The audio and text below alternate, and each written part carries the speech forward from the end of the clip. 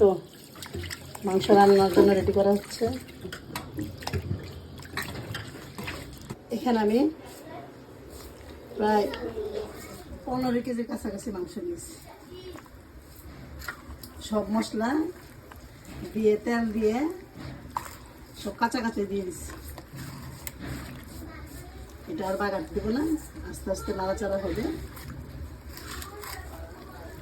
কষানোর মাধ্যমে সিদ্ধ হবে, পানিও দেওয়া হবে না। এইভাবে এটা রান্না করবো। আপনারা আমার সাথেই থাকেন, দেখতে থাকেন। রান্না হলে আপনাদেরকে দেখাবো, চলে আসবেন খেতে। সবার দাওয়াত রইল। একদিন ভালো কিছু কাঁচা পেঁয়াজ দিয়ে দেবেন। পেঁয়াজটা ভাজা দিব না, এই জন্য কাঁচাটাই দিয়ে দিই। রান্নাটা আমার হয়ে গেছে। দেখেন মাশাআল্লাহ কত সুন্দর কালার আসছে। আপনাদের সবার দাওয়াত, চলে আসবেন।